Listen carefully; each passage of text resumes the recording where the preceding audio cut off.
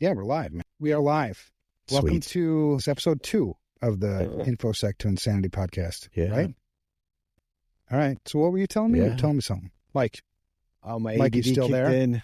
Shit. Tell me what you were telling me, I'm man. still-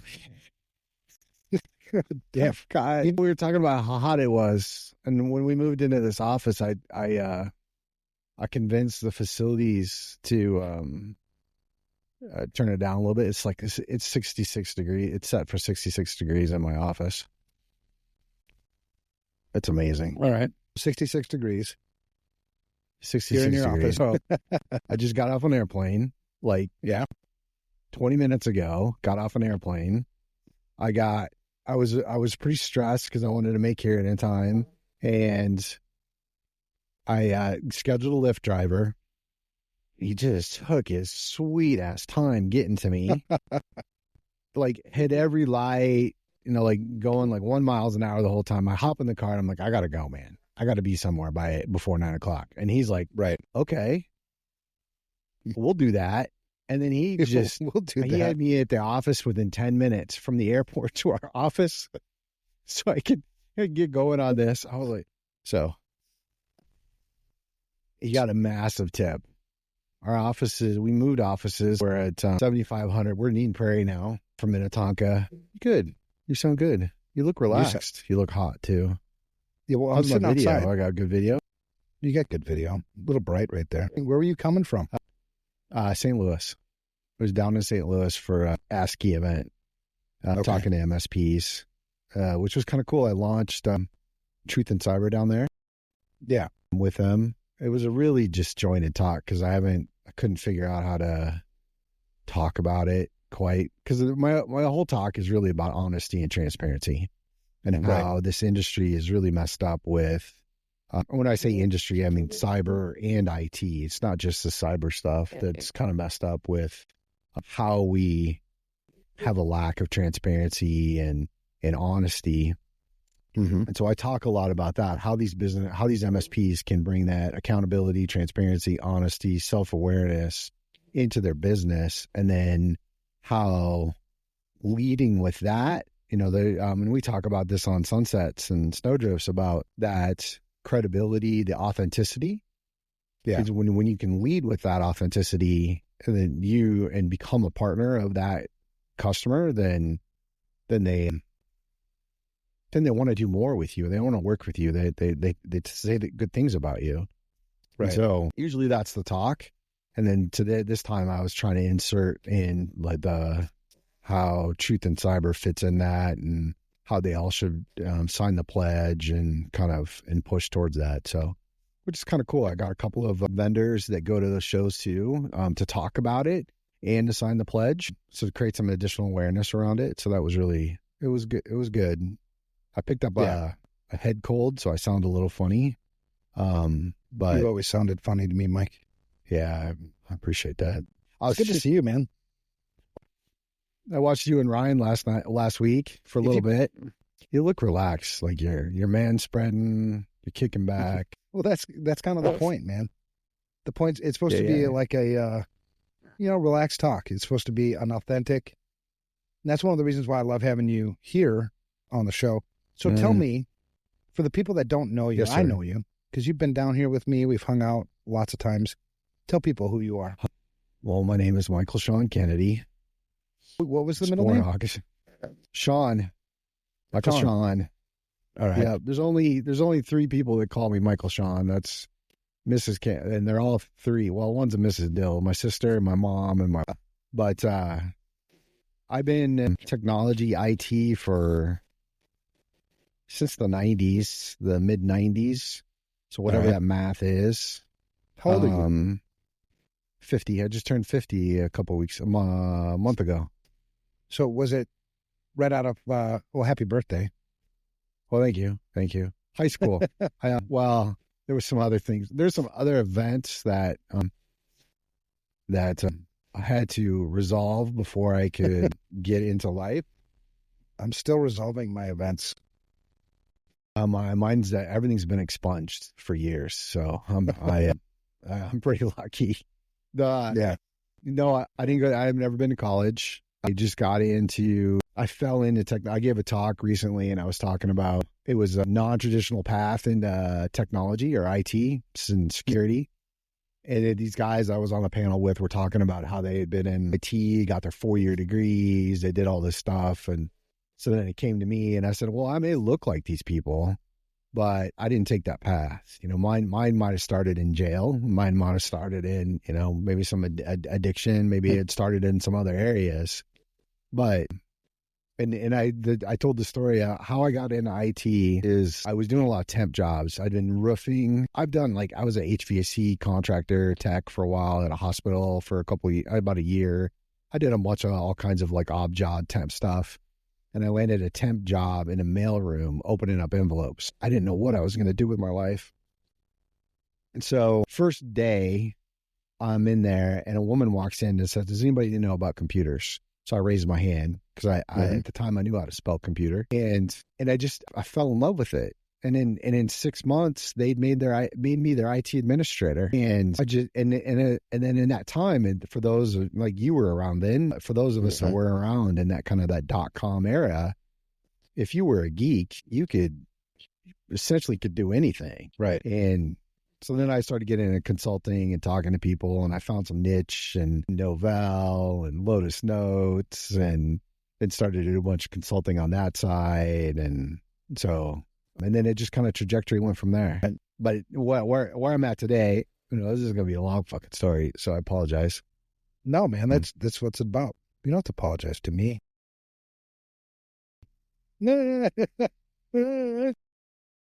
I got mine distracted again.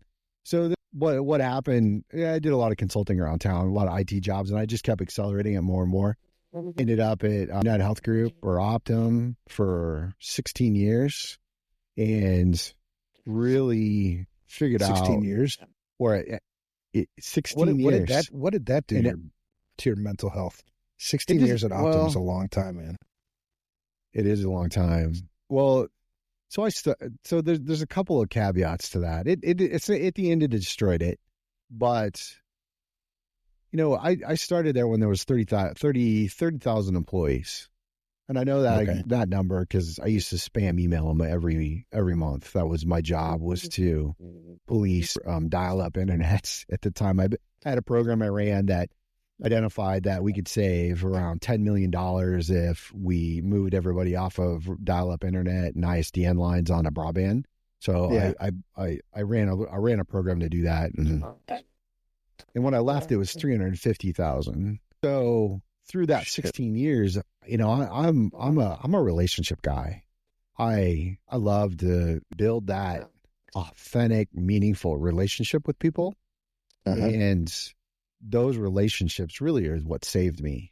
There were so many intangibles that came along with that 16 years that enabled me to, everything, by the end, everything I kind of touched turned to gold because I was able to, partner with the right people, have the right leadership support and executive leadership support, fell into, I always kind of say that I've been lucky. And, I worked for a lot of that stuff, and I drove and I pushed and I forget about those things. I think it was luck that got me into those positions. But when I start telling the stories to people about how, I had this idea to modify our internal, not EMR system, not EMR, the pay system. Anyway, whatever. Internal system, like a payroll system. No, not a payroll. It was HR system. It was no, not HR. Procurement. What's the acronym for dealing with procurement stuff? EP, whatever. Who cares? Yes. So those along those lines, I had these ideas, and they would give me the breath to do those ideas, and then that's what was successful. But at the end, I got really tired of the bureaucracy. I got tired of being told I had to fire people for no reason other than to reduce costs, cut headcount, good people. I got tired of having to take on employees that needed to be fired. Because I was good at firing people. The only one that in our organization that had let go people. That was my job. So they would find people, dump them over to me. Yeah. And then you started, and did you start Ostra right after you left Optum? Yeah, yes. I might have been working on it a little bit before I left. Right.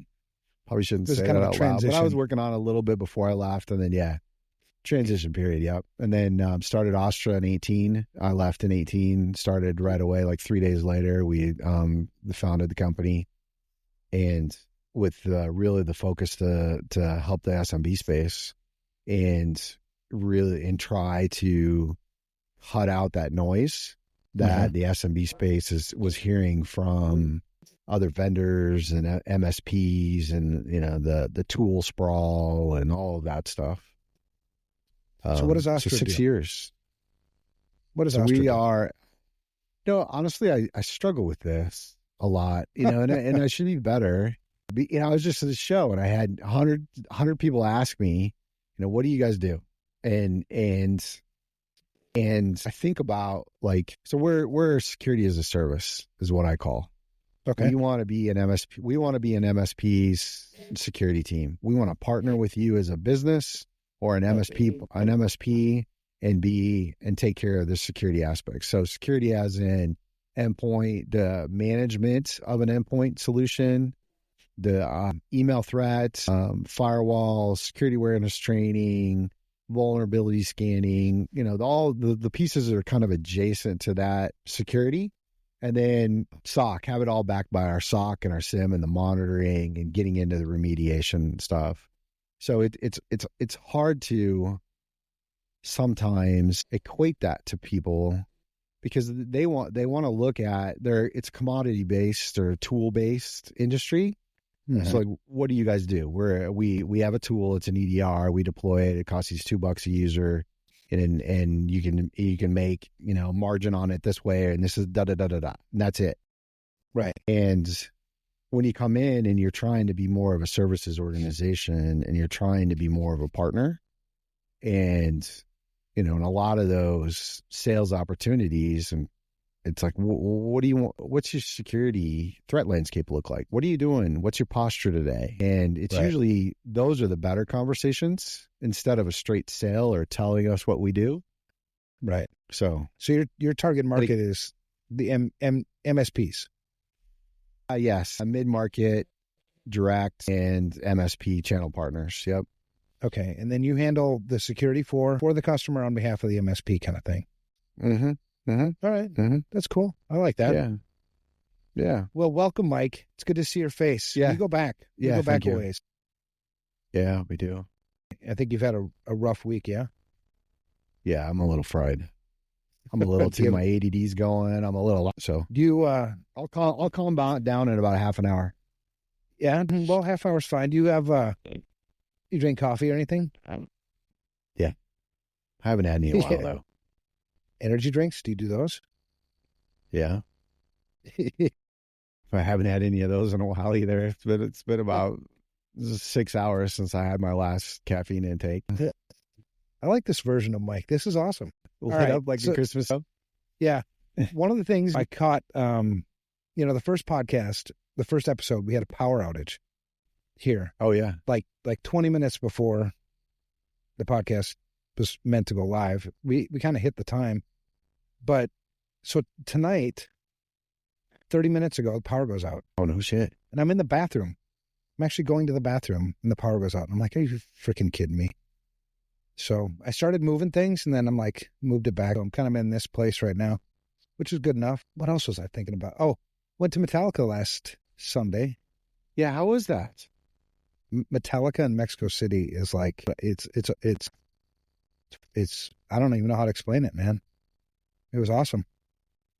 We went with it was 5 people that went. I think the funniest thing, we left on Sunday morning, kind of roamed around Mexico City, didn't get in too much trouble, went to the concert, got done with the concert at about 12:30 at night, and then took a taxi back to the hotel, slept for like 4 hours, got up, took a flight back here to Puerto Vallarta. Oh, wow. It was a rough go, but the taxi didn't have enough space for all of us. So we put Ryan in the trunk. I have pictures of Ryan in the trunk. Nice. Yeah. Oh, he's the smallest. He should fit in the trunk. And sometimes he kind of deserves it. You know what I mean? He talks a lot, so when you put him in the trunk, you don't hear him. He's just he wasn't chattering from the trunk. He didn't have the seat popped down or anything. No. We didn't have the seat popped down because we had three big guys in the back. I was sitting in the front seat, the taxi driver, and then Ryan in the trunk. Every time we went over a bump, hey guys, watch it. You kind of hear it muffled out of the trunk. Oh, poor Ryan. Yeah. No, not poor Ryan. Yeah. He had it coming. Yeah. You know Ryan well enough to know that once in a while he could use some humble pie. Yeah. Right? So you got some humble Get pie. stuck in the trunk. For me, we went for a kind of a long walk. Have you ever had gout? No. What I've seen, Okay. I've heard, I've had friends who've had it. Yeah. So I got gout. I'm like Friday. Oh my God. So I was hoping it was going to be okay by Sunday. And then it wasn't. But I still had to go to the concert. T-shirts were really, really cheap. What do you call them? Like the memorabilia ones with the stuff on it. There was 250 pesos. The concert, 250 pesos each, which is like $13. I know. About like 8 of them. Do you want one? You buy a case of those and bring those up and sell them. Do you want one? No, I'm good. Why? You don't like Metallica? My wife, Jill's. Oh, I love Metallica. Jill was a big hair band. Monsters of Rock, Whitesnake, those guys. Why don't you want Metallica? But why don't you want my Metallica? Yeah, why don't you want my Metallica? I'll take one. It just feels imposing. I don't know. It feels imposing. You got to send me a shirt. You're one of those. Well, you give me shirts. You gave me a shirt last time I saw you. Yeah. I wore it. That's true. I'm not wearing it today. I should have worn it today. That would have been a good, what do you call that? Representation of your Twinning. purpose. We could have twinned. I'm wearing it. You are wearing your shirt. So tell people about this purpose in life. I've been waiting. The Truth in Cyber pledge. Tell people about it. Truth in Cyber? Yeah. Yeah, so the Truth in Cyber. And then we'll get to the topic, I promise. Oh, okay. We have a topic. I'm fighting a little headache too. So when I was talking about the transparency and the honesty, it's funny, we always have our best ideas in the shower. And so I was having a shower one day and I was thinking about transparency, and I just gotten off a call with somebody and they were talking about how they were being lied to, and they were going through their product stack and so I was just getting angry about the lack of transparency. And I thought to myself that we need a pledge, like the 1% pledge, or like stay safe online. At the time, CISA hadn't come out with their stuff. This is a couple of years ago, the Secure by Design pledge that they have.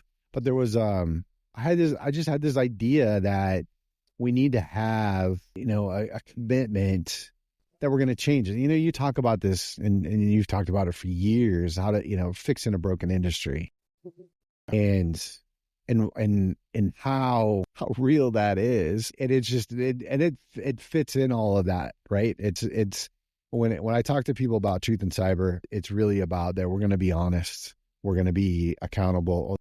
So Truth in Cyber really is just an industry pledge that will be honest, transparent, accountable, and self-aware in our space. And my goal is to get enough kind of visibility and proliferation, or I can't say the word, a visibility around it, that we're able to start doing something with it, that we can start. We have badges, we have some stickers, we have some t-shirts around, I signed the pledge. We want to be able to push that out to, partners or organizations that are abiding by that, so they can then show their customer base, or when they can go in and say, look, it's like, it's similar to what you see like in other industries, the certifications or accountability type stuff. So yeah, that's the goal. Now, is there anything, because you just started it, right? So it's not, you're probably, you're probably learning a little bit. We launched it. I mean, it's something we've been working on for about a year, trying to figure out what to really do with it. And I'm definitely open to anybody's ideas. If anybody's got ideas on how to carry this, I'd love to listen to it. But yeah, go ahead. No, because you're one of those. You're a visionary guy, right? And so, most of us, we're good at making stuff. We're good at, think things up. We create things, but we can't actually do things. Like create a business plan for it, sell it, do all the stuff that you do for businessy things. Yeah. Yeah. And so you come up with this, truth in cyber pledge, and that's like, all right, I need somebody to run it because I'm not that guy. Yeah. Right? Yeah. And for sure.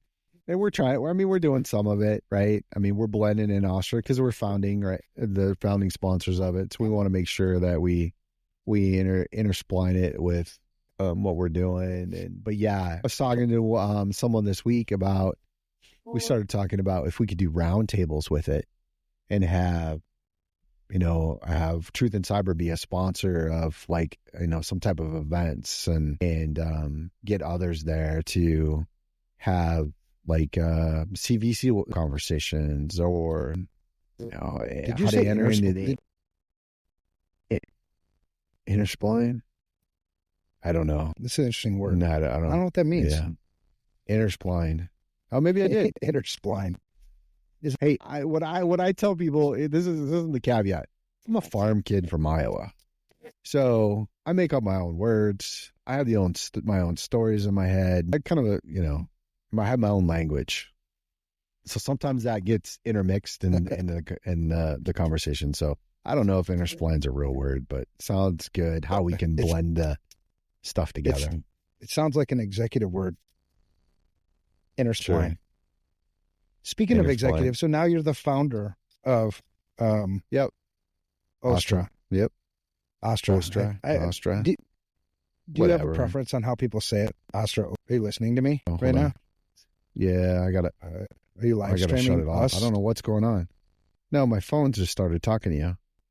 So sorry about that. Hey Siri. No, she can't listen anymore. I shut her down. Hey Siri. All right, let's talk about the me. Us. Let's talk about you. Me. Yeah, me. Who? What? Right. So tonight's okay. That's another thing. I have to quit. Stop. I need you to hold me accountable to something. I say too much. Fuck. Yeah, now I'm going to hear it the whole time. I know, billionaire maker. Some guy, I don't know who billionaire maker is, but that was his username. Said I say so too much. We could make a drinking game out of this. Like every time I say so, you can take a drink. All right. Yeah. So from two guys. So who don't there you drink. go. What? No, right. I got an energy drink, Monster. Yeah. Right I don't have anything. I wasn't quick enough to grab something. This episode of the InfoSec to Insanity podcast brought to you in part by Monster and Energy Drink. Monster Energy Drink. Yeah, maybe sometime. I got to get my shit together first. Trying to figure out tech and moving shit around while I'm sitting here talking to you. Yeah, no worries. We'll get this down eventually. So the theme for tonight's, I said so again. What the hell?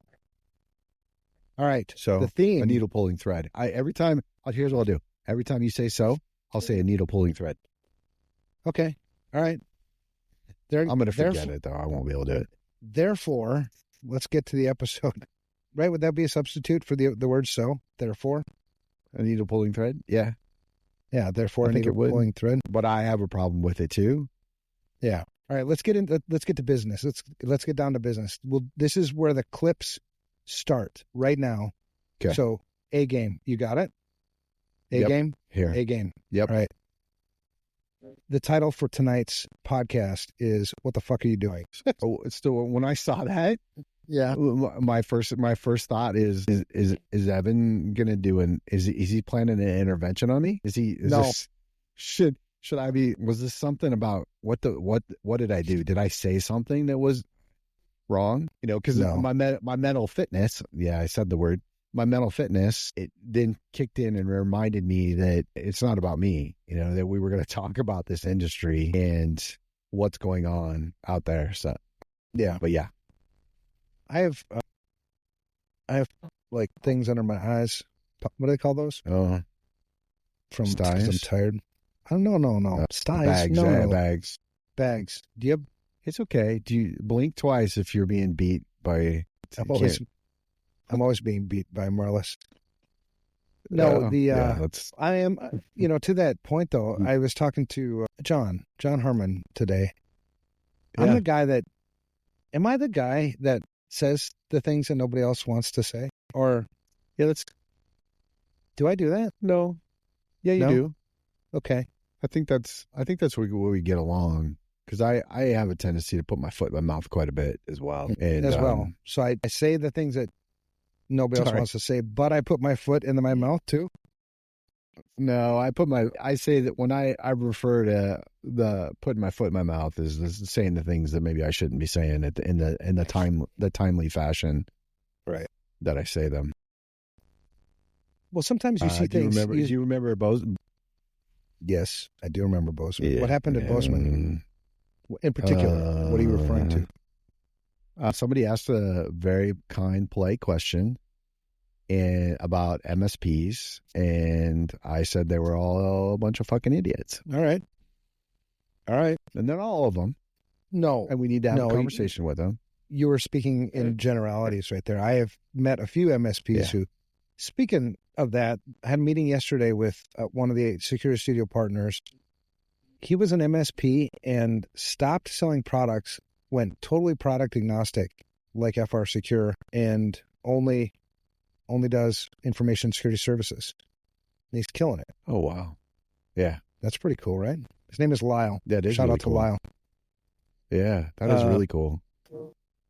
Well, and it's such a needed market right now for those consulting services. That's really what people are begging for. What I see is those partnerships. Well, the truth of the matter is information security is a service industry. It's not a product industry. Mm-hmm. You know, you would use the products to serve your customers, but at the end of the day, it is a service industry.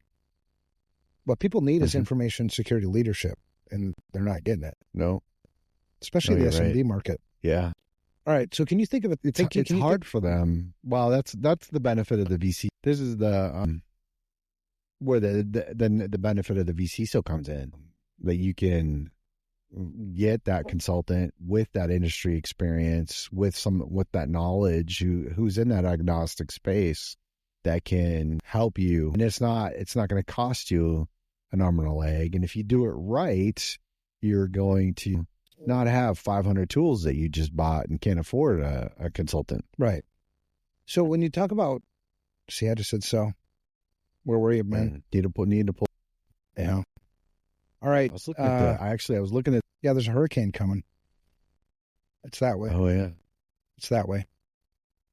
It's Category 1 though. It's John, Hurricane John. Shout out to the people down in, what is it, Florida? What? Yeah. What are you laughing about? Helene? Hurricane John? Helene. Harmon. That's all I thought. Hurricane John, Harmon. But well, the last of the people that came down here for the Metallica concert, John Kittleson, he left this afternoon. So we're back to a quiet house again. Oh, good.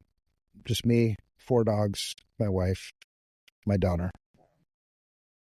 All right. So one of the things about what the fuck are you doing? How many times have you ever had in your own experience those times where it's like, what the fuck are you doing? Yep.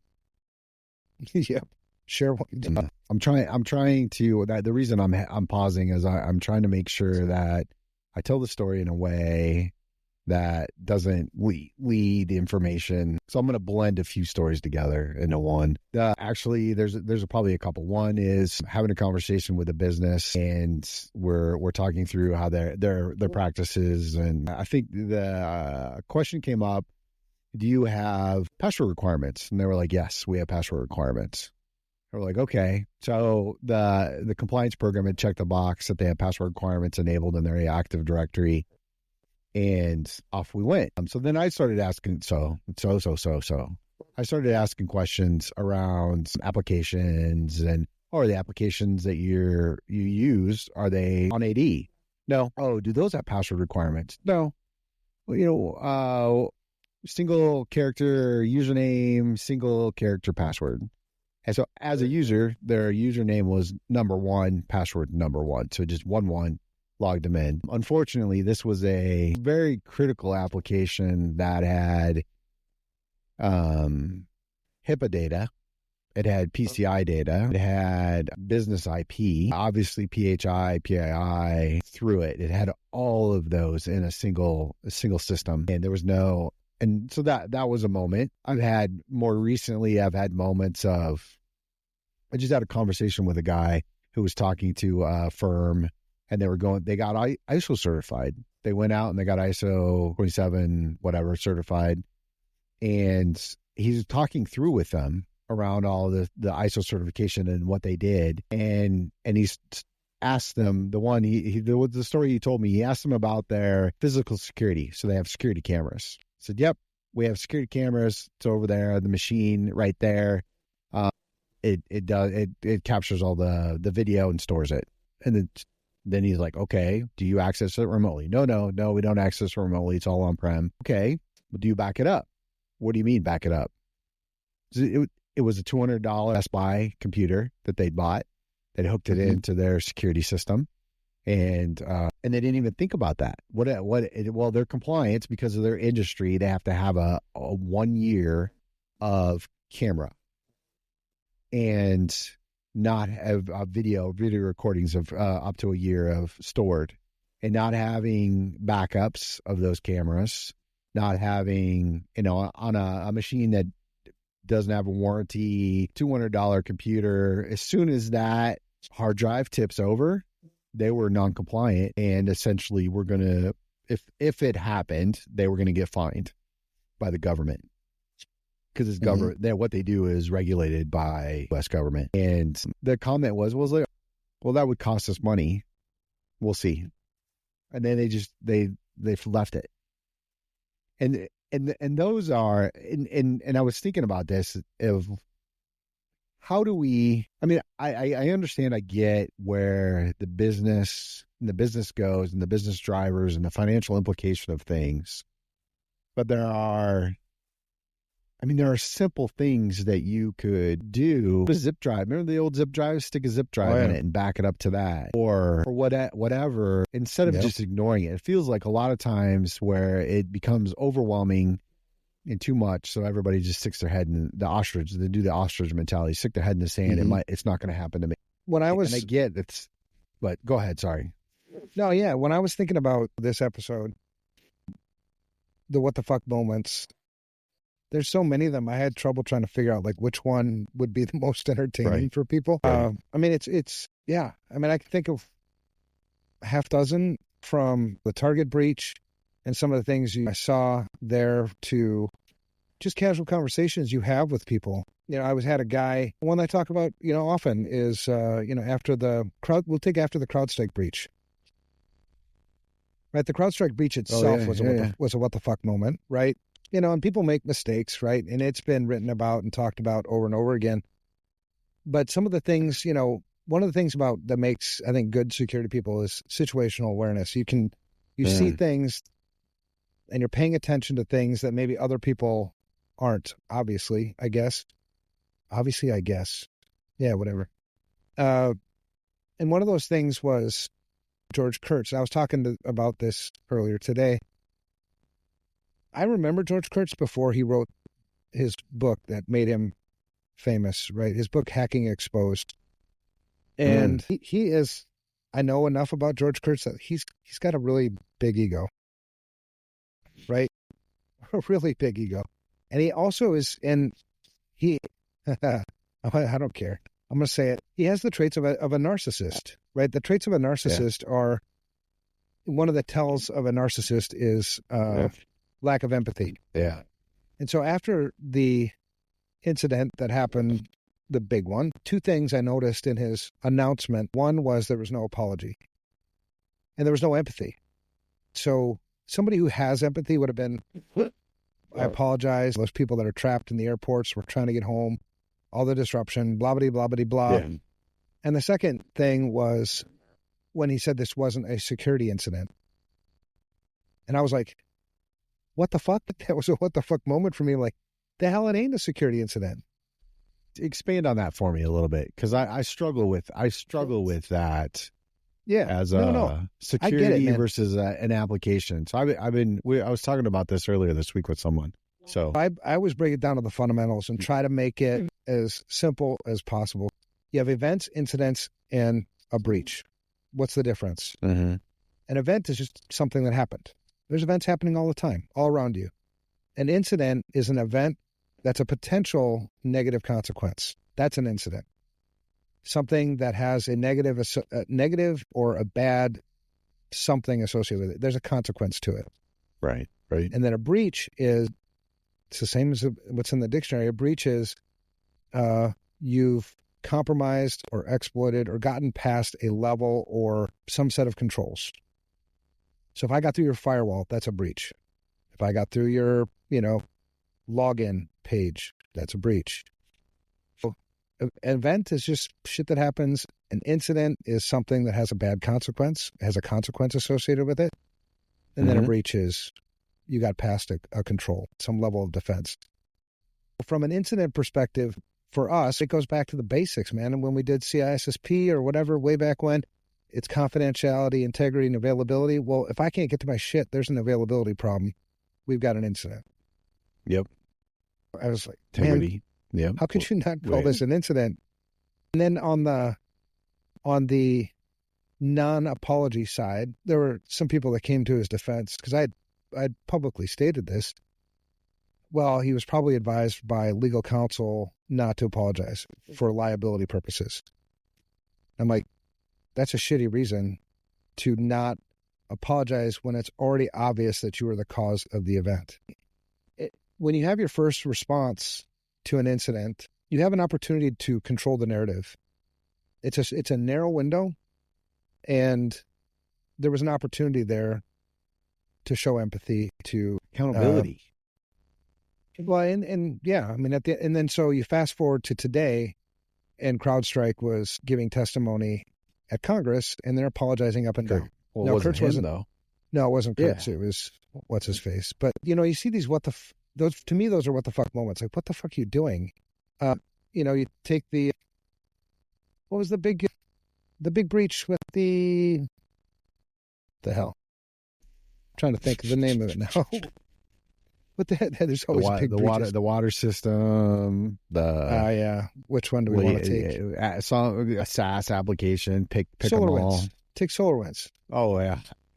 SolarWinds was another one where, and like I say, it's not obvious for a lot of people, but when you watch the events unfold and when they're giving the Senate testimony, and you've got Kevin Mandia, George Kurtz, whatever the president of Microsoft is, like Brad Peterson maybe, and the new CEO for SolarWinds are all giving testimony in this,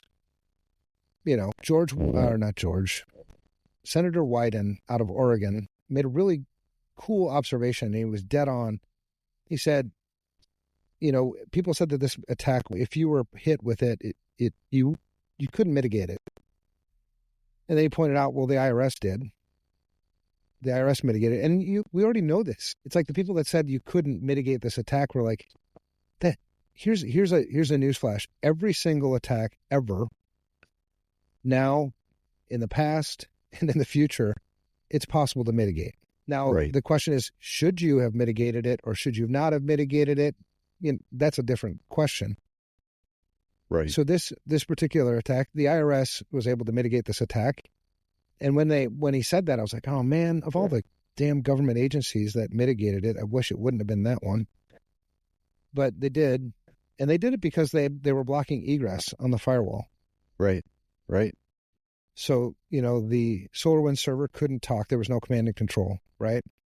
Correct. Yeah. And so you backplay this. There's two what the fucks here. One, what the fuck is, the way we originally found out about the attack was FireEye had some of their proprietary penetration testing and other tools, their tools stolen, exfiltrated, right? That's how we found out about the attack. And the second and I'll tell you why that's a what the fuck moment in a minute, but the other what the fuck moment was, Senator Wyden goes on to say, it's always been best practice when you install a firewall to block ingress traffic coming in and egress traffic going out. And I've been a firewall guy. That's where I started, right? I didn't start doing firewalls. It was the first jobs where I kind of got paid. The first paid job I got first paid job I got in this industry was cleaning boot sector viruses off of Windows 3 machines. What was your first job ever? Cashier. Third shift. Nice. Where'd you work?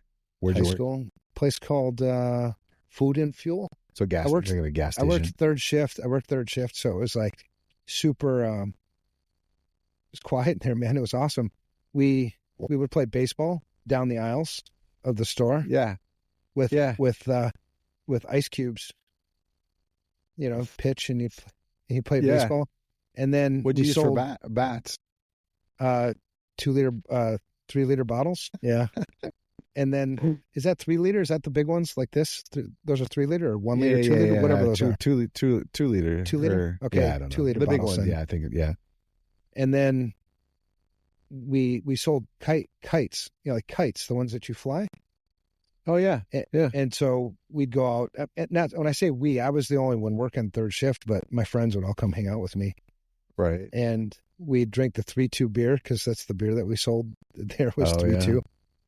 And we'd fly, once in a while we'd go out and fly kites out in the parking lot. Yeah, that was fun.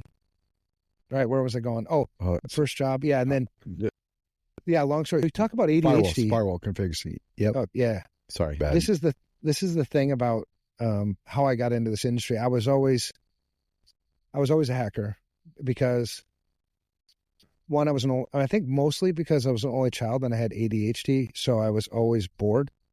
I was always interested in how things worked, and I'd always break things. My dad was always pissed off because I was always breaking everything. And I didn't get a lot of attention from my dad. This isn't like a pity party thing. I didn't get a lot of attention from my dad, but I realized that whenever I broke something of his, I got his attention. I learned, like, I'll just break some stuff, and the degree to which I break and what things I break will determine how much attention and what kind of attention I get, kind of thing. It almost kind of became like intentional. The first thing I kind of became known for back then amongst my little hacking peer group, my first felony was 14 years old. But that's also expunged. That wasn't hacking either. It's another story.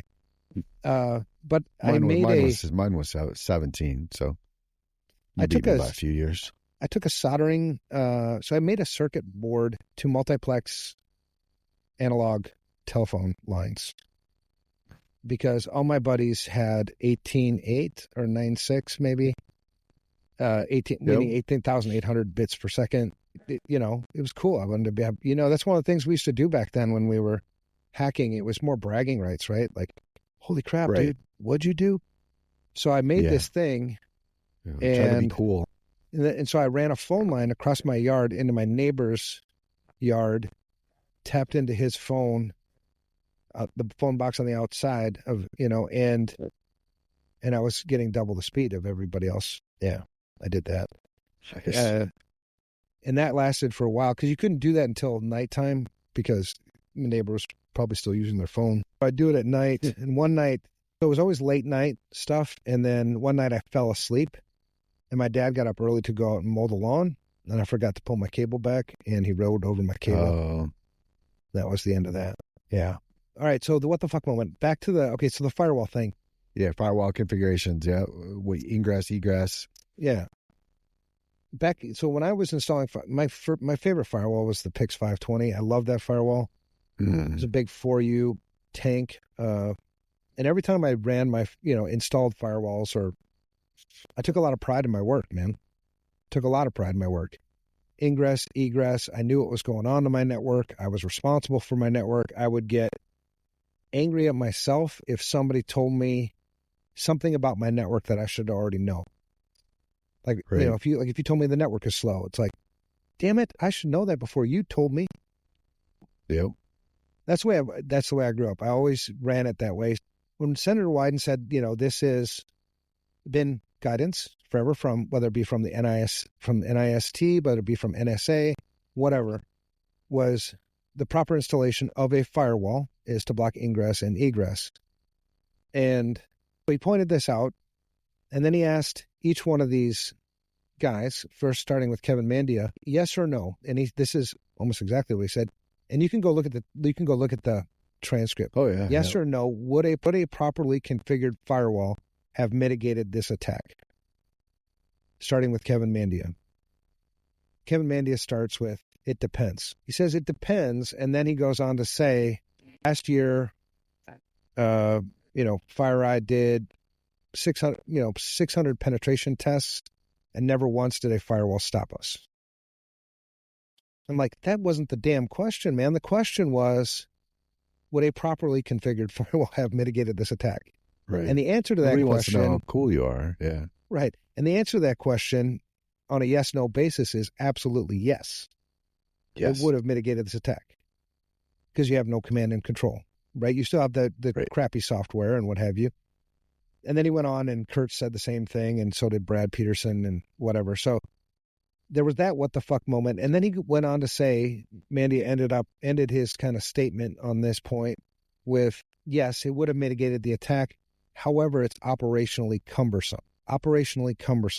And so I'm thinking again, like, what the fuck? It's operationally cumbersome to use something the way it was meant to be used. You know, when you think of this as like, I'm a skilled craftsman, right? Right. I get paid well. I don't know about what other people get paid. That's why, you just keep raising the rate until I don't get billed anymore, which is awesome because I don't have to go to meetings anymore. But right. I take a lot of pride in my work, and I wonder, and everybody's got excuses, right? Everybody's got excuses. Well, the network's too complicated, or it's too much work, whatever. But is there any excuse for not doing something right? No, there's no excuse. I mean, you said it in the beginning. The IRS mitigated it. It can't be. I mean, it's not complicated if the IRS can mitigate it, right? And this is where I struggle sometimes. But none of our customers were impacted by that, and we have multiple MSPs and customers with SolarWind environment in a properly configured Ostra firewall that had egress protection in place. Boom. For them, it's specifically around this. None of these guys had an incident. Right. They were all fine. Not one single one. But and I will tell you, it's not hard. Right. Well, and a lot of times I think people get overwhelmed and they don't know where to start. Right. So if you think about all the traffic flows on your network, if you started right. your network configurations and started the architecture with a shitty, but you don't even have to go that far when you talk about your network. We're just talking about egress, right? Right. But I think one of the things that people, I don't care if my PC talks to my printer. I mean, I do, but I care if when that traffic comes in, I care what traffic goes back out and who it goes to, and I want to make sure it goes to. It's the same like Sorry, this is something for me, and I don't usually talk about it very much, but this topic is very passionate for me because I was extremely livid and pissed at how this was handled, and feel exactly the same way you do about it. See, this is why I wanted. Anyway, in the absence of caffeine, I figured we would just plant this seed in you, brother. I knew I was going to poke the bear. Yeah, let's get going on this. Because this leads me to the other what the fuck moment. And this is like the importance of, again, going back to situational awareness, understanding what's going on. Because if you caught the first part where I said the way we became aware of this breach was because somebody had stolen FireEye's proprietary hacking tools. Right. So what does that tell you about FireEye's egress filtering on their fucking firewall? Nope. Well, no, obviously, yeah. But then also the other pieces that came along with that was the finger pointing, right? The finger pointing that everybody said, FireEye, they're the problem. Well, was it really FireEye, or was it this other application? They didn't have their stuff properly configured, but there was a system in this application. Yeah. And then the vultures were fucking insane. So anyway, there's so many of these moments. I think of like a survey that I saw once on LinkedIn, and it was the Cybersecurity Hub or something like that. It put out this survey, and I've referenced this a lot, but it really bothers me because there was a survey and there was like 32,000 respondents, right? And most of this is security people. So if you do the math, you know, you're talking probably 3 to 5% margin of error. And the question was, who's ultimately responsible for information security? And you had 4 options. The options were board of directors, CEO, CISO, and IT director or something like that. And only 23%, of us, me, you, us in this industry got it right. The right answer is the CEO. I'm sorry, the board of directors. The CEO, if there is no board of directors, or whoever's at the top of this thing. Yep. The top of the list, yep. Right. And so you go through these moments, and one of the purposes actually for this podcast is mental health. Because I look around, and when you see 23% of us getting this wrong, and, you know, you and I have been in this industry for 30 years, it's like, holy shit, really? Really? And then I begin to question myself, like, am I wrong? I mean, I've done this for a long time. I've been in a lot of places, done a lot of things, hacked a lot of things, been hacked a lot of times, been in court a lot of times, all this shit. And then you got to wonder, like, have I been doing this wrong? So then I was, you know, I think one of those things that makes us, you and me, different is we spend a lot of time self-reflecting. We spend a lot of time with ourselves, questioning ourselves, hopefully in a healthy way. Like, maybe, you know, even if I've been in this industry 100 years, I still have to question myself. Am I doing this right? Is something off? So I invited some lawyer people. Communicating the right way. Yeah. So I invited some lawyer people. I don't call them friends. I don't have any lawyer friends, just FYI. I know a lot of lawyers, and a lot of lawyers have paid me a lot of money, and I paid them a lot of money, and, you know, we get along. But I wanted to know from their perspective. Lawyer friends, so you have lawyer friends? Some lawyers are good guys. Yeah, friends. But who's public defenders who hate the system. Public defenders. Who was I talking to? I was teaching a class on Monday night, and I was asking, you know, I'm trying to get to know people because I like to this is a relational business, right? Right, yeah. 100%. I can teach you the security stuff, man. It's not rocket science, but getting to know people. So I was asking, like, somehow the topic of lawyer came up, and one of the students said, yeah, I was in law school, but I didn't finish. And I was like, well, thank God, because we can be friends then. You know, so I invited lawyers out. You have these lawyers. Yep. Lunch. The only way you can get lawyers to go to lunch with you, by the way, is if you pay for it. So I had 4 lawyers at lunch in Edina, and I posed the same question to them. Because at the end of the day, who enforces accountability, right? It's law, legal stuff, whether it be civil, criminal, whatever. That's where it's got to start. Or, you know, administrative law, where you're pushing it through compliance, regulation, whatever. So I asked them the same question, and without hesitation, all 4 of them, the board of directors. And I was like, well, what the fuck? So then the next question was, if it's the board of directors, why don't we hold them accountable? I've been involved in 3 derivative actions. Derivative actions are when there's a lawsuit in a public company where the shareholders file suit against the board of directors. That's what happened in the Target breach. That's where I was working. Right. It's like Target suing Target. And when that happens, the court appoints an impartial body called the Special Litigation Committee. And our job is to conduct a very thorough investigation and make a recommendation back to the court on whether or not it should proceed. So this is an effort by the shareholders to hold the board of directors accountable for the management of their assets, right? And I spent on the Target one, I spent 14 months, all lawyers and me. I'm the only security guy there. And at the end, and all along, they're like, Evan, what's your opinion? I'm like, it's negligent as fuck, man. You know, there's no way. Why wouldn't you patch that damn system? Why did you have single factor authentication on the portal?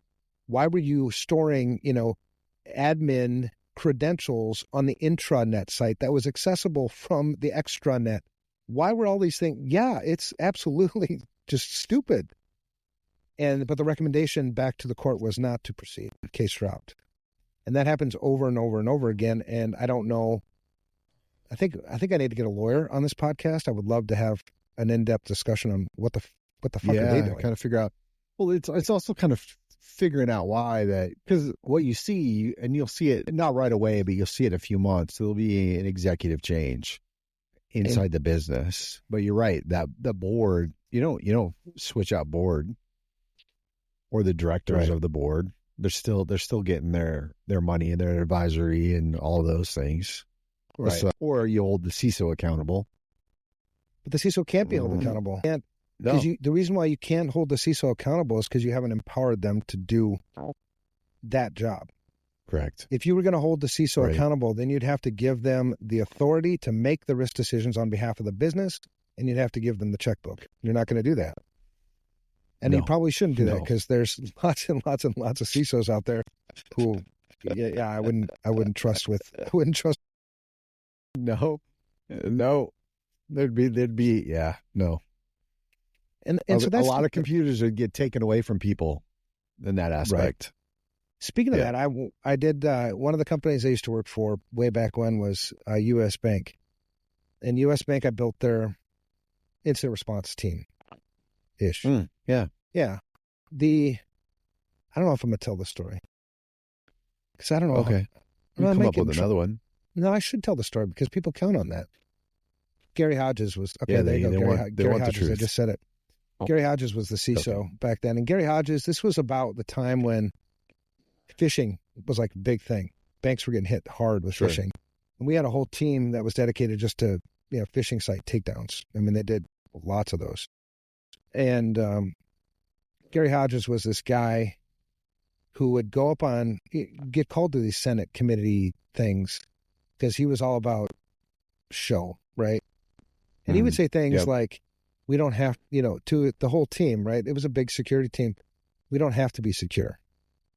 We just have to be more secure than the other guy. And I would raise my hand like, Gary, yo, that's not true. We have the one thing everybody wants. We got money. And, we run the intrusion detection systems and we're seeing the attack traffic. They're not looking for low-hanging fruit. I mean, they start there, but then they continue. But Gary Hodges was a funny guy. On the what the fuck moments for myself, I have those every day, daily. Yeah. I break a lot of things. You kind of touch on a little bit of the ego too. That's where a lot of like the major stuff that I've seen, the biggest glaring pieces are the ego, the breaches that I've come across where, no, it doesn't matter to us. You don't understand. We're smart enough. We know better. It's not going to happen. You can't touch our stuff. You can't put that kind of control over security. And then a month later, they're in the middle of a breach. Somebody clicked on something who also had local admin and is domain admin and, a backup for the legal team. It has full access to everything. Yeah. But you get two sides. It feels like to me, there's two sides. You have the people that are their ego is so big that they know more than everybody else. And then you have the people that are so lost, that they don't catch into that, and they just ignore it. It's the apathy side of things, and I don't how do we change? I mean, the ego side, you just got to browbeat people or be smarter or listen or let them fail. They have to be in that pain. To me, it feels like, but the individuals that are in that apathy, that it's, my data's already stolen. It doesn't matter. The one I talked about earlier, the ISO certification, the compliance, and they're not doing backups. How do we educate them enough that they understand the importance? How, as an industry or individuals, when we're talking to them, we put it in a language that they understand instead of them assuming it's just another expense that they have to pay for that they're never going to see any return on. That's think, why I kind of sit. I sit in that. I don't. Well, we keep doing the best we can, trying to change the message to resonate with people as best we can. But at the end of the day, psychologically, people only change for two reasons. They change because they see a benefit in it for themselves. So if I do these things, I will make $1 million. Right. Or, so that's one reason, right? They have to see the benefit. The other is it hurts. It hurts too much. Yeah, pain. Consequences. Yeah. My dad, growing up, I grew up in a military Marine. My dad was a 20-year Marine. And he drilled it into me that poor choices have consequences. And I'm not saving you from them. Right. You know, and thankfully he didn't, because I see a lot of parents bailing their kids out. And then they complain about why their kids are misbehaving. Well, they need to suffer the consequences. Right. There's another what the fuck moment. Like, really? Let them, I have a friend, he's a Sikh friend of mine, and we have a lot of, personal conversations, because I care more about the person actually than I do about job shit. And he was talking to me about his son, and his son is making a lot of really poor choices. He's like 19, maybe 20. And his son has now been charged with his first crime. He broke the law. He's like, yeah, so we're trying to find a lawyer for him and all this, whatever. And we don't want this to ruin his life. And the reason why he's telling me this is because he knows my background, and he wanted to know what I think. And so I told him. Yeah. And it goes back to those things like being the person that's willing to say the thing that nobody else wants to say, but for the right reasons, right? So I told him, put him in jail. Keep him in jail until it hurts. Because that's the only way he's going to change. If you keep bailing him out, there's no consequences for your bad behaviors. Why would you ever stop the bad behaviors? It's more fun to do the bad things than it is to be responsible, get up in the morning, take a shower, pay your bills, Yeah. He's going to keep playing that game. And I think the same thing with information security. We continue to bail people out. Yeah. You have a big breach, for instance, any one of the big breaches, pick one. Nobody actually feels the pain. What they do is we distribute the pain amongst a large population. And so, like, if the bank, even if I get fined as a bank, right? I get fined $10 million. Well, I'm just going to raise fees for everybody. And everybody's just going to have to pay a little bit interest more. Rate. Yeah. Yep. It doesn't hurt enough to inflict. Really impact our customers. When you take if I gave my username and password out to an attacker and my multi-factor to my bank account, right? And you drain my bank account, I don't suffer any consequence for that. By law, Regulation E, you have to give me all my money back. Now, I don't want anybody to suffer, but once people actually suffer, if my neighbor went through that and I'm like, oh, dude, you lost all your money and you're over here borrowing money. Well, how did that happen again? Shit. Because you reused your password? Okay, honey, let's go change passwords quick. People would take notice. Right. So I think you have this good intention of saving people from themselves, but at the end of the day, they got to suffer. Otherwise, they're not going to change. So you hit on something there a second, like learning from somebody else. So I do that. I mean, I think some of that is the self-awareness that we were talking about earlier, right? Mm-hmm. Because you have this self-awareness that I learned about egress during the target breach. That was, anything after that, the self-awareness. All that data went out port 21. Yeah. Right. So then it's kind of the same thing of like you talk about the passwords and the systems and the stigma associated with a breach or a loss of data or something as well as a part of this. So I guess when you were talking, what struck a chord to me was if we're more open and transparent about the impact and what's happened individually, then maybe we'll start to learn from each other. I don't want that to happen to me. And it was because you reused the password. Okay, well, instead of ignoring it, like, oh yeah, I use the same password as well. No, it's taking that action, having that self-awareness to like, okay, let's go use different passwords. Let's go But again, that's one of those what the fuck moments too. Like, I know someone that had an email compromise with a password that's shared, and the lack of prioritization in that breach was just appalling. I couldn't understand it. Well, I mean, it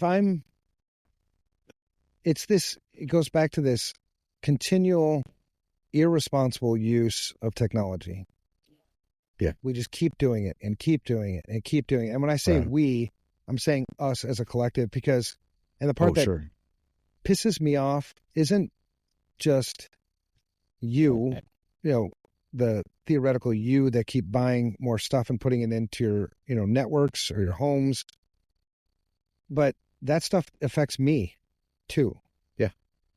I'm responsible for myself. I know how many nodes are on this network right now.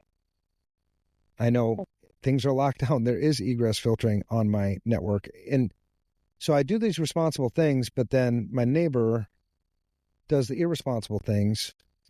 He drives up costs.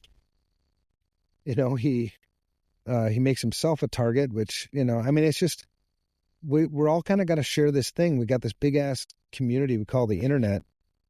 And I don't like paying for other people's mistakes. I don't, it takes a lot of work to do things the right way. And so you take asset management, for instance. There's another piece, like, what the fuck? Yeah. How many organizations over the years I've consulted? I don't know how many. I never kept count, but it's got to be many hundreds of organizations. And I can count on one hand the number of organizations that had an asset management program that I would call prudent, meaning not negligent. Mm. Right. A handful. So when did these things change? And that's part of this podcast is there's lots and lots and lots and lots of what the fuck moments. And most of the what the fuck moments that I cause myself are, honestly, I seem to some of my friends and some of the people that work with me that I'm kind of a renegade. But if you think about it, there's always boundaries to what I'm doing. There's some logic there. You may not see it, but I don't do super reckless things, really. So there's most of my what the fuck moments are, like I went down, my wife asked me to organize the garage. I'm like, okay, I'm going to go down and organize. But those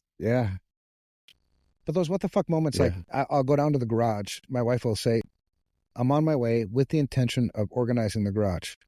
I'll come back upstairs, I don't know, 3 hours later, maybe 4 hours later. And my wife will ask me, so how did it go? I'm like, how did what go?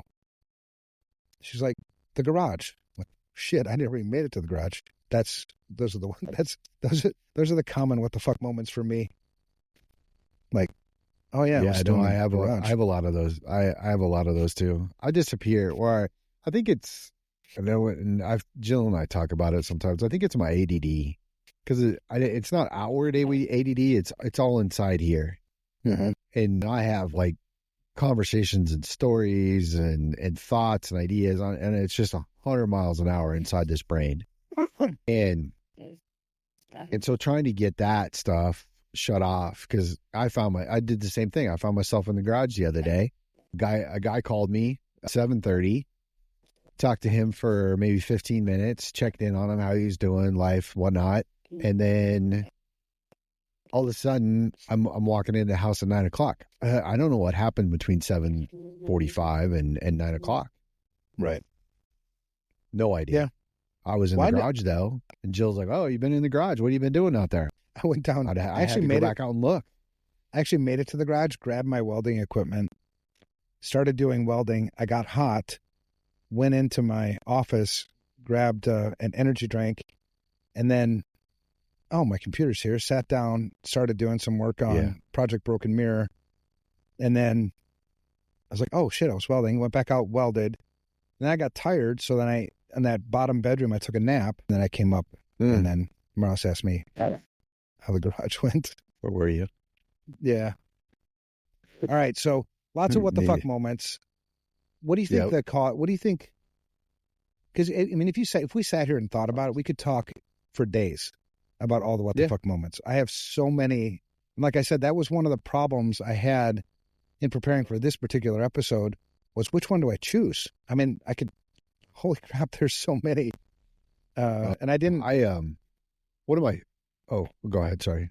No, you I was go going to ahead. tell you one of my favorite ones, was I used to do corporate real estate projects. So we did all the low voltage and the circuits and the network installations and whatnot. And we did decoms. So when we'd leave out of a massive building, we'd decommission it. And they had specific parameters. I don't know if you've ever done like cable decom, but at least the tenant has specific requirements from the building or the facilities or whoever that owns it on what they can and can't do. And I remember they had a project. It was all orchestrated. I had a team on site doing all these different things. And we were wrapping up. I think we were in the last literally maybe 45 minutes of work that needed to be done.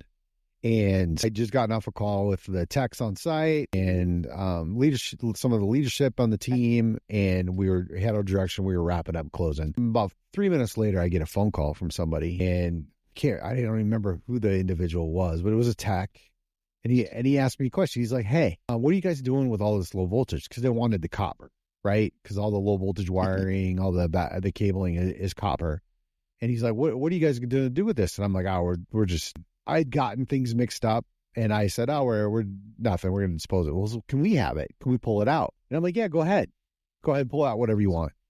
So they started ripping out, and these were massive IDF closets. I'm talking probably 600-800 ports, a dual, right, with voice, so dual data with voice, punch down blocks, panels, patch panels, the works. Network equipment was out, 2 post rack, and they just. Tech, they want the cabling, so they're going to go recycle it. They just rip everything off the punch down blocks. And about 5 minutes after that, my phone rings. It's my lead tech. And he's like, "What the fuck did you do?" And I'm like, "What are you talking about?"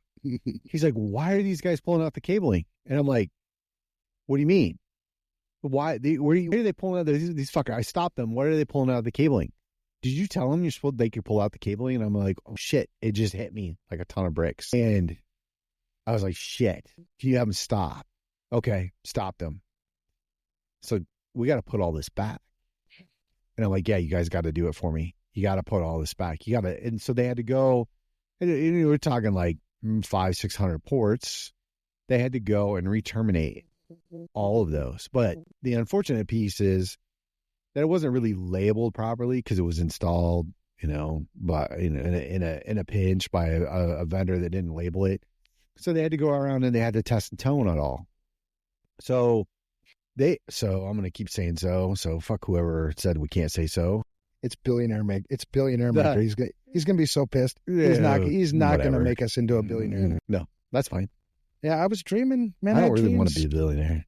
No, shit. You and I suck with money. No. What are you going to do? What would you do, Mike, if somebody gave you $1 billion? I would buy the largest tract of land I could. Yeah. And I would remove all technology from that tract of land. All right. And I would make it a dark place where there was no lights at night and whatnot, and no technology, and I would live there. Nice. So I had to have this. I had to have these techs work through. They were supposed to be done. They were on the road. They were getting ready to go on the road back home. I had to have them get hotels. I had to have them work through the weekend. We were doing handoff we were doing final walkthroughs with the landlord to hand this off on Monday, and they had to cram all this in this weekend. And when you talk about it, what the fuck, that's probably one of my biggest. And I know there's a friend of a guy on LinkedIn, and he comments sometimes on Ostra stuff and how we're progressing, and he knows. And one of the last times we joked about it, like I think it was the anniversary of Ostra that we had this year, a 6-year anniversary or something, and we joke around about that moment in how those guys stepped up and covered my ass. I mean, I paid. I put together the budget. I took care of it. I paid everybody, but it was, a waste of money to the company. It was a waste of a bunch of people's time. That's probably one of my bigger career what the fucks. You have these what the fucks, like you had that career what the fuck, which is, just a simple mistake. You have the what the fucks, like I mentioned with the SolarWinds breach, which are more like manipulative what the fucks. Like you're what the fucking to take advantage of somebody else. Honestly, I mean, why would you answer it that way? And then and then there's the what the fucks that I was talking to a friend of mine today on incident response. You know, he needed some help or whatever. And, you know, there's, for me, and I think for most people, the best decisions come when context is super important, for sure. But when you're in balance between emotion and logic, when emotions take over, like say anger, right? Think about a heated argument you might have had with a friend or your wife. Yep. You make really shitty choices, right? You say things. You say things that you regret. It's all heat of the moment stuff. And then when logic creeps its way back in, that's when you realize, oh my God, what did I just do? Same thing happens with people.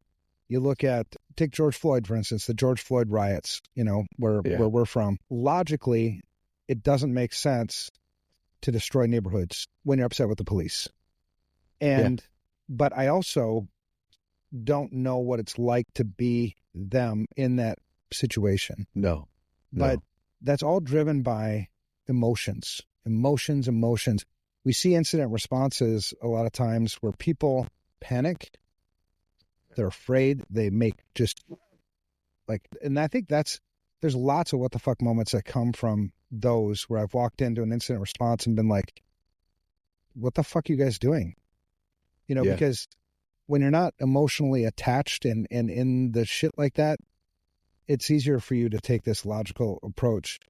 From a customer perspective, how often do they buy things, do things where there's fear involved? You know, they say fear, uncertainty, and doubt, right? That's how they sell things. Yep. But fear is like fear is like a really big one. And it's not always the fear of like, if I don't do this thing, the attackers are going to take all my shit. There's also this intense fear of missing out where somebody, well, everybody else bought this blah, blah, blah, blah, blah. Well, shit, I need the blah, blah, blah, blah, blah. Well, do you know what the blah, blah, blah, blah, blah is? No, but everybody else has it. Oh, it's like, you know, it's $100,000. Yeah, but everybody else has it. What does it do? I don't know, but everybody else has it. Do you know how to use it? I don't know, but everybody else, and it's just like this fear of missing out. I mean, you're going to have the iPhone 16 released. Is that released yet? I think it's coming this month or soon. Yeah, I don't know. I'm not good at that stuff. Yeah. But, you know, when do we let go of this? What's actually true when you with this fear of missing out, what you're actually missing out on is what the fear of missing out is bringing. You know what I mean? Like, if I didn't buy those new technologies, if I didn't buy more gadgets and widgets to play with, what's a widget? That's cool. Widgets, gadgets. Oh yeah, I got it wrong. Wabbits. I call it gadgets and widgets. It's widgets and gadgets. It's intersplined together. Widget gadgets and stuff. Widgets. And I think the older we get, because that's why you would take the $1 billion and go buy a place to get away, because what really matters in life isn't having your head buried in a damn computer all the time. Nope. You know, you're not missing out on anything, right? This social media thing. Oh my God, I better check my Twitter. How many tweets? How many likes did I get on my last whatever? You know, none of that shit matters. Honestly, not at the expense of your wife, your kids, nature. So I think the what the fucks are the what the fuck of people taking advantage of other people, right? Lots of those what the fucks. You have the what the fucks where you just make mistakes. And then you have the what the fucks of you let emotion get the best of you. Everything you buy, every single thing, if you wanted to be fiduciarily financially responsible with your company's money, which that's the whole purpose they're in business, is to make money. Correct. If you wanted to be responsible, then you would use logic to justify every purchase you made. Yeah. Instead of the being cool, the feelings. Yeah. No, I agree with you. It's funny. My wife noticed, because I had a whole bunch of security guys down here. Yeah, a whole bunch of security guys down here, and we're all sitting around, and it's always cool to get her perspective on, you know, what we look like. And she's like, you guys just sit around and try to one up each other on your stories. And I was like, yeah, but you notice me, right? I just sit there. I do. I sit there and I take it in. And then when I do say something, like, I'm not going to out Sean Riley because he's going to be a guest in like number 7 or something. But I just outed him, so whatever. I'm listening to these guys because if you get Ryan, Sean Riley, and anybody in the room together, it's just like, I don't know what the hell's going on. It's crazy. Right. And I'll just listen. I'm usually like playing a game on my phone while they're talking. And then I'll stick my head up. This is what I did. I stick my head up and they're like, what? I go, what you just said is bullshit. Because one of them claimed that they, something about hacking, TLS 1.3 or something like that and how they did it. And I was like, bullshit. You didn't do that. He's like, well, yeah, I did. And I'm like, okay, tell me how you did it. And he goes, and I'm like, dude, no.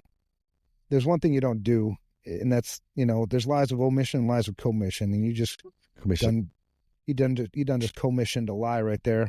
Commissioned a lie, yep. But I get how that happens, when you get a bunch of people in a room together.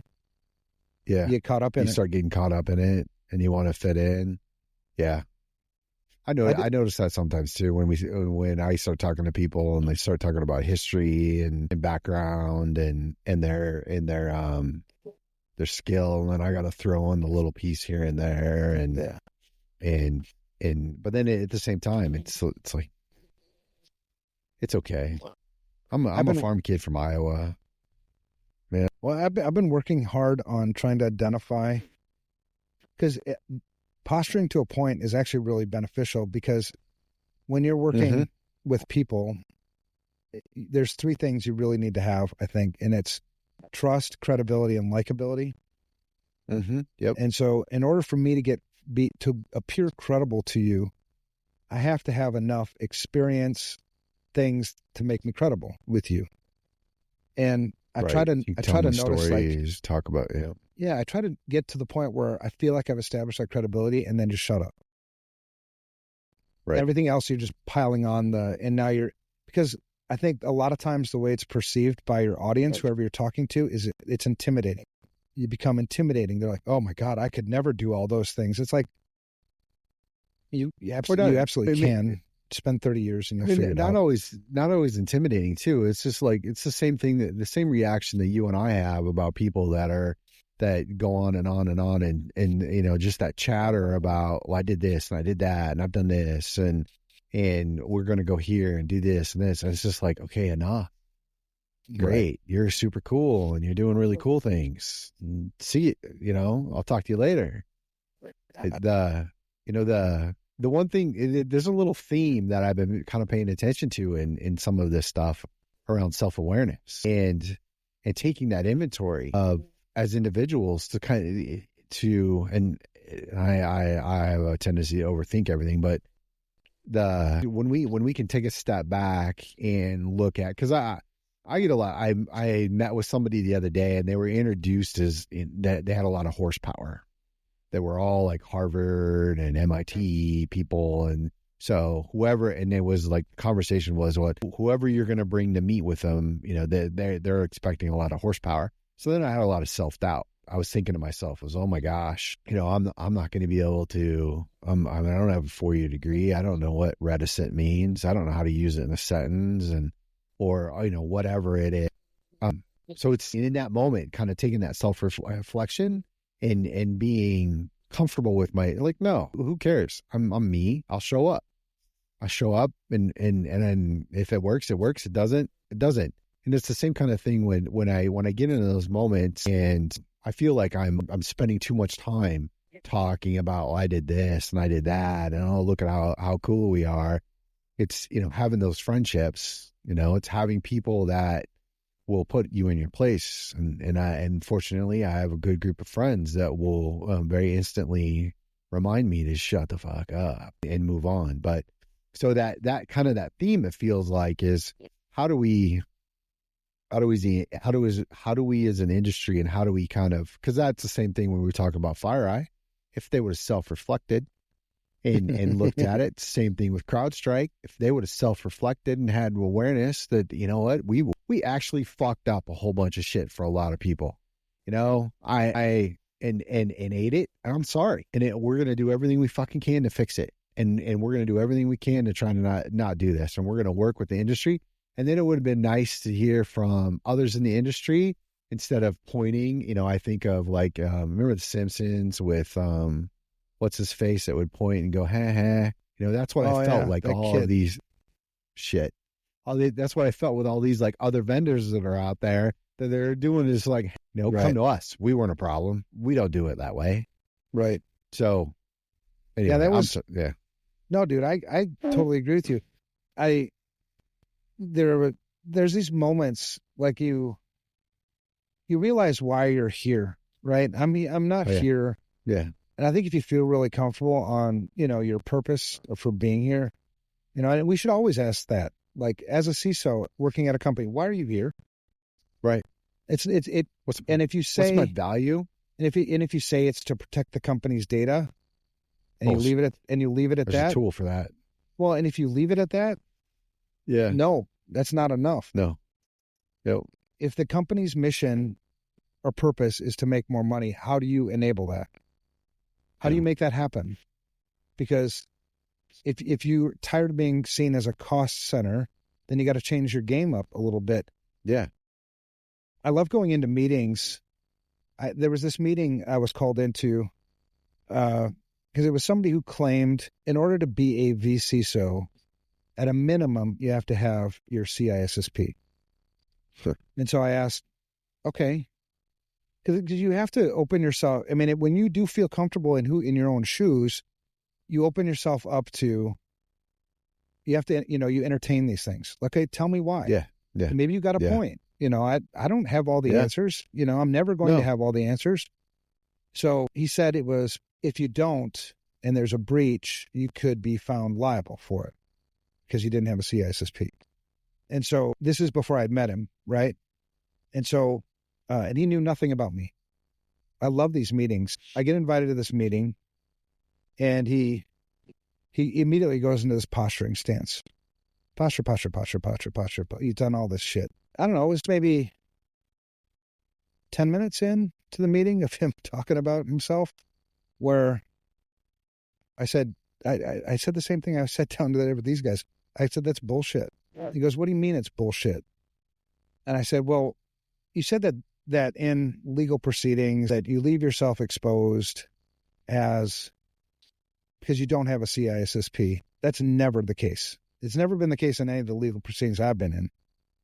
And other things that you said about legal proceedings just drove home the fact that you'd never actually been in a legal proceeding with respect to information security.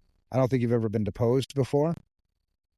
And I'm just saying that because from where you're coming from, boasting about you need to have a CISSP in order to consult a small to mid-sized business on what they should be doing about information security comes from a place of just bullshit.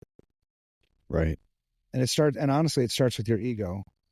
And then we got that led to some, you know, I mean, interesting. More posturing, finger pointing. No, no, because then because it's almost like bullying. I saw this same thing when I was a kid.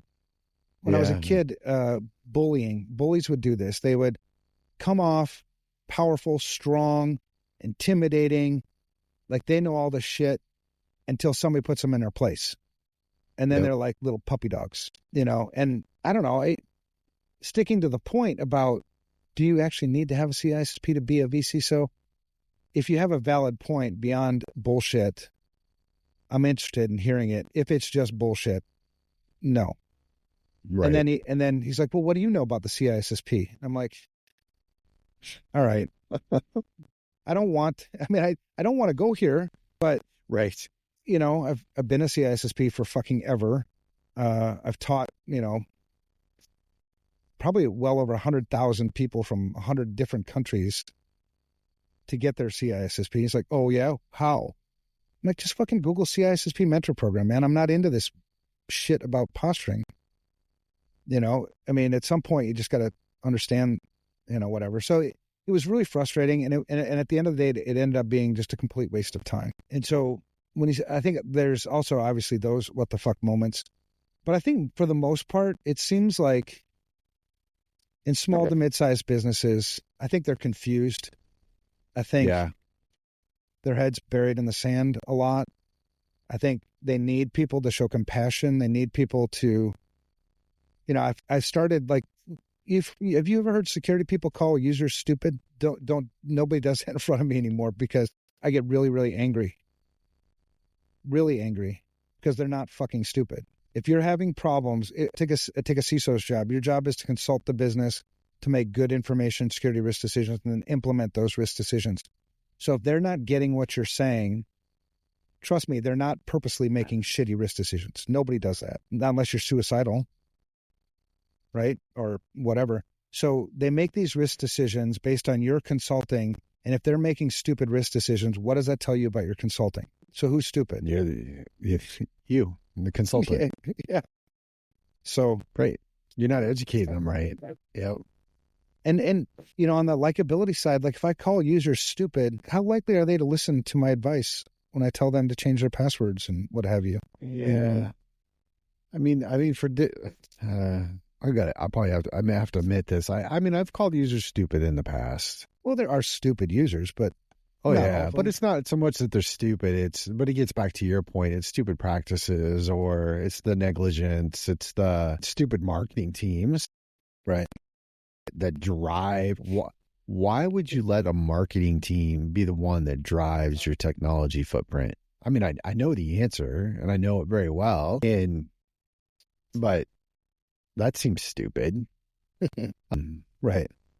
From a user standpoint, let's say they make a mistake, there's a breach, they don't suffer any consequences. So again, is it really stupid? Or when we put controls in place that make, add steps to their work, that get in the way, that make them less efficient, when lots of people are bonused, they get bonuses, they get incentives, they get promotions based on how well they do their jobs.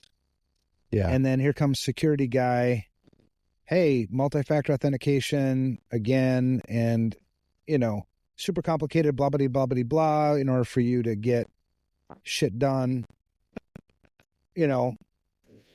Who's stupid? I think they're actually pretty damn smart because they keep figuring out ways to work around us. Oh, yeah. I think the stupid is probably more on our part. I did that with the boys. They have standing bug bounties because I have, the network at the house is firewalled and all that stuff, but I have a standing bug bounty for every proxy redirect that they get from their buddies at school on how to play games on the school Wi-Fi. If they can get it to work at our house, then they get $5. Nice. See, incentives. Yeah. When you looked at like healthcare for people that were around, healthcare information security is a complete shit show, right? Across everywhere I've seen it, but there was a moment. Yeah, it was 2011, 10, when they came out when we had meaningful use requirements. So meaningful use requirements was a reimbursement method to incent you to adopt electronic health records, right? To buy an EMR system to put it in. And so essentially the government would pay for a large portion, if not all of your implementation of electronic health record systems if you did these meaningful use requirements. Now, the last meaningful use requirement was to do an information security risk assessment, right? HIPAA came out in 1996. The security rule was finalized in 2003. And in the letter of the security rule, it's always been, you have to do an information security risk analysis of administrative, physical, and technical safeguards. So it's there. Nobody was doing it. Nobody gave a shit. There's no audits, no consequences. So it drives home that point, like nobody's going to change unless there's either a benefit to them or there's a consequence associated with it. Right. So it wasn't until meaningful use requirements, now there's an incentive. So you're going to pay me to abide by the law. Right. Right. And people were doing it. I mean, we had FR Secure we had more business than we could handle from healthcare organizations, hospitals. And then that went away, where hospitals, no longer got but then came with, the wall of shame and OCR. But even on that, there's really no consequence, really, because the Department of Health and Human Services doesn't do audits. They do investigations. So post-breach, you'll probably hear from the OCR, which is the Office for Civil Rights. But they're so backlogged right now because there's so many damn breaches. It might be 3, 4, 5 years before you hear from them. Yeah. On the Blue Cross Blue Shield breach, because I did a lot of the work after that breach, OCR didn't settle. That breach happened in, fuck year was that? 2015? They didn't settle until 2021, maybe? 2022? Yeah, screw them. Yeah, screw them. Oh, Ralphie. Ralphie was the one. Mel texted Ralphie. Ralphie? The Simpsons character. Ralphie. Yep. Did I do that right? Yeah. Yep, You try exactly. It. You try it. Got to point the finger. Well, I'm getting a new tat on Saturday. So what are you going to get? Right on this fist. The Mexican eagle with a Mexican what is that? flag. You'll have to look it up. Okay. And then on this fist will be the American one. Oh, that's pretty cool. I know. I need to get in. I want to get some more tattoos as well. Come down here. Come hang out with me, Michael. Yeah, that would be good. That would be easier. Because up here, the good guys are always so booked. Right. You gotta they're 2 to 3 months out, that type of thing. Nobody's can't walk in and get a good artist anymore. But dude, I love you, man. It's awesome to talk to you. It's we're coming up on 2 hours, so we should probably bring this. Oh my gosh. What happens when honestly, I could sit. No, don't worry about it. I could sit here and talk to you for hours and hours because there's so many similarities. You and I are both in this game for the same reason. I go to bed every night, and we're the epitome. I mean, honestly, of mission before money. If you focus on the mission, you will make money. My God, there's plenty of money to be made. You don't have to cut corners. You don't have to take advantage of people to get your piece. No. I go to bed every single night knowing I didn't take advantage of anybody. And with that, it's doing that daily inventory. I'm a strong believer in that daily inventory as I go to bed. How did I hurt anyone? Did I do anything that I should have changed? Do I owe any amends? Do I need to go back? Do I need to any of those things? So there's things that we need to do better and improve. Yeah. Yep. So what's your closing advice for avoiding what the fuck moments? I don't want to be a victim of a what the fuck moment. What would you say to me? I would say to you 2 things, depending on the what the fuck moment. Mm-hmm. We're human. Mm-hmm. There's always going to be what the fuck moments. It's true.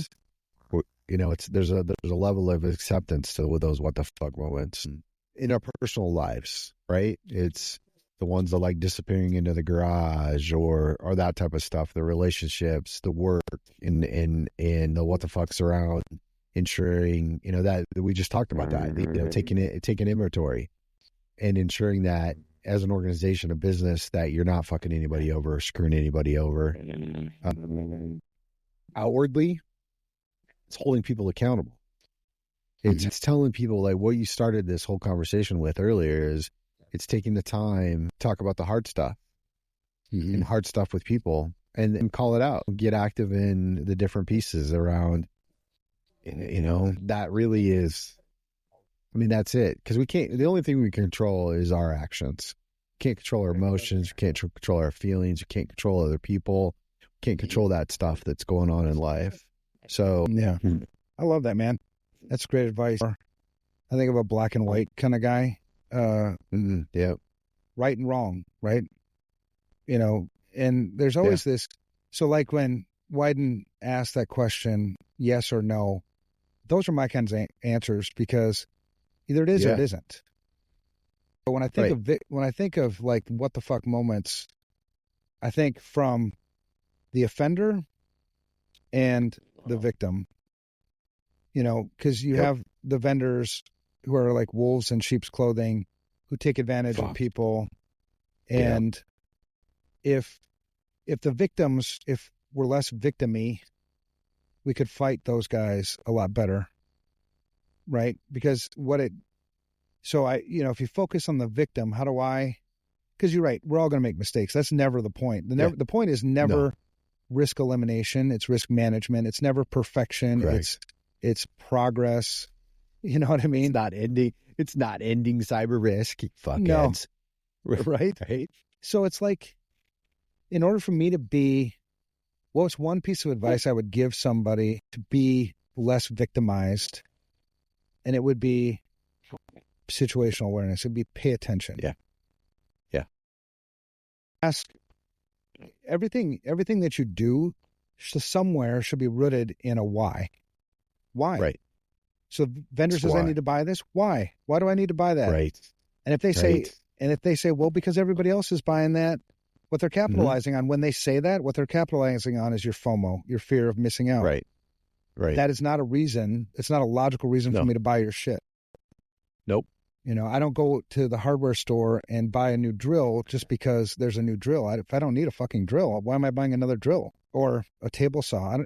Let's say I don't even know how to use a table saw. It's dangerous to use a table saw when you don't know how to use a table saw. It's dangerous to use some of the software you have running on your network right now. It's dangerous to use that stuff when you don't know how to use it. My dad is missing 3 fingers because of a table saw a year ago. So, yes, it's dangerous to use a table saw. Yeah. I agree. I agree with you. And I think when you talk about like the victim and the self-awareness, it's also really important about the stigma around being a victim and getting rid of that, the victim shaming, and the stigma around, because because you're right. If we have a mistake, the what the fucks, they happen, we take that inventory, we're aware. We're not going to make that same mistake again, or we're going to avoid it the next time. But then what happens is you get into this victim shaming, and because of the stigma around it, you clicked on it, you gave up your credentials, you bought gift cards, you gave $4,000 away, you impacted this, whatever it is. You answered the phone, and you had it was Microsoft telling you had a virus on your computer, and you fell for it, and you paid them $300. That shit happens, and it happens to everybody. Yeah. And we have to, not victim shame, and we have to take away the stigma, because then it adopts more of that awareness, and we can talk about it more as a culture or a group, and individually, and as a business as well. I love it.